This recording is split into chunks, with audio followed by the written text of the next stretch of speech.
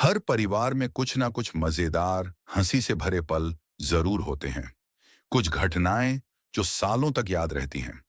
आज की कहानी भी ऐसी ही है, जहां एक परिवार छुट्टियां मनाने निकलता है और घटनाओं की ऐसी श्रृंखला शुरू होती है कि हर कोई हंसी से लोटपोट हो जाता है। लखनऊ शहर के बीचों बीच एक पुरानी पर बड़ी हंसमुख हवेली में रहते थे मिश्रा परिवार। परिवार में पिताजी पंडित हरिशंकर मिश्र, जो सरकारी दफ्तर में काम करते थे, लेकिन छुट्टी के दिन ज्ञान बांटने में व्यस्त रहते थे।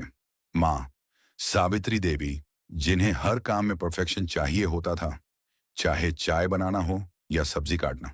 बड़ा बेटा रोहित, इंजीनियरिंग का छात्र, जिसे हमेशा मोबाइल और नींद से मोह था। छोटी बेटी पायल, क्लास 9 की छात्रा, जो हर बात पर हंसी का फव्वारा छोड़ देती थी।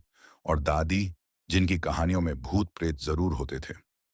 एक दिन सुबह नाश्ते के वक्त पिताजी ने घोषणा की, देखो, इस बार गर्मियों की छुट्टियों में सब लोग मोबाइल छोड़कर परिवार के साथ समय बिताएंगे। हम सब नैनीताल घूमने जा रहे हैं। पायल उछल पड़ी, वाह, मतलब बर्फ, झील और मौज मस्ती।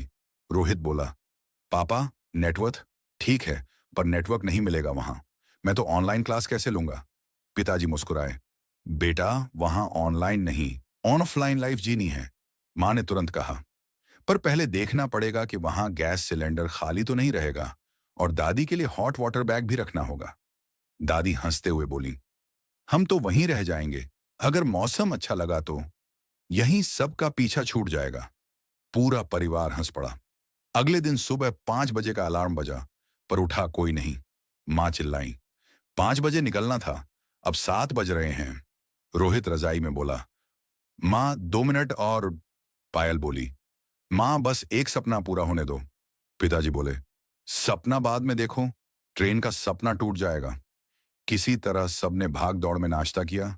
दादी की दवाई, टॉर्च, मोबाइल चार्जर और 5 अलग अलग पानी की बोतलें पैक की। स्टेशन पहुंचे तो पता चला ट्रेन 1 घंटा लेट है।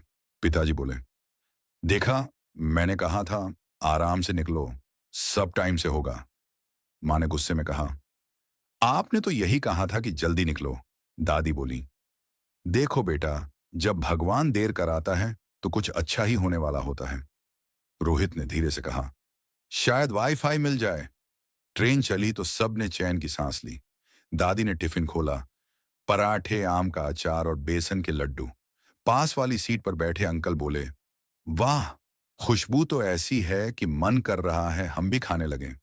पायल तुरंत बोली, आप आ जाइए अंकल, हमारी मम्मी तो 2 लोगों के लिए नहीं, 10 लोगों के लिए खाना बनाती हैं। सब हंस पड़े। थोड़ी देर बाद दादी ने अपनी भूतों वाली कहानी शुरू की। एक बार हमारे गांव में रात को पीपल के पेड़ से आवाज आई, कौन है वहां? पायल बोली, दादी, ट्रेन में तो भूत भी टिकट लेकर आएंगे ना। पूरी बोंगी ठाकों से गूंज उठी। नैनीताल पहुंचते ही ठंडी हवा ने स्वागत किया। मां ने कहा, अरे वाह, यहां तो सर्दी भी मुस्कुरा रही है। रोहित ने पहला काम किया, मोबाइल निकालकर लोकेशन चेक की।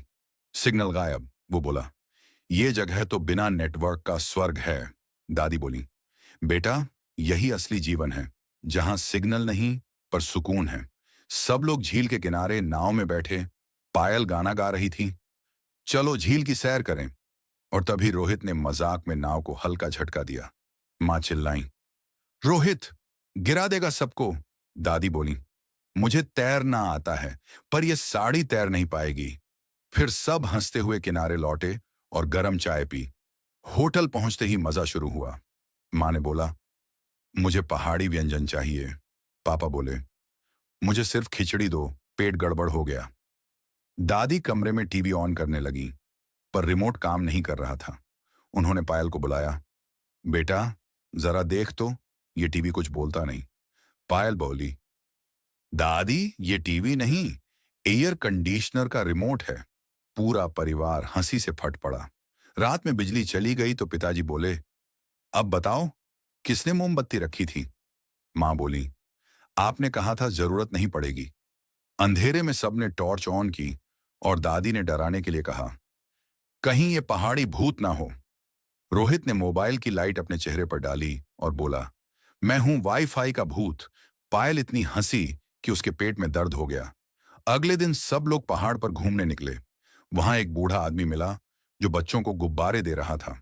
उसने कहा, यह गुब्बारा सबको एक बात सिखाता है, चाहे रंग कोई भी हो, उड़ता वही है जिसमें हवा होती है। पिताजी ने मुस्कुराकर कहा, बिल्कुल, परिवार भी ऐसा ही होता है। एक दूसरे में प्यार की हवा रहे तो सब ऊंचाई पर जाते हैं। पायल बोली, तो हम सब मिलकर सबसे ऊंचा परिवार बनेंगे।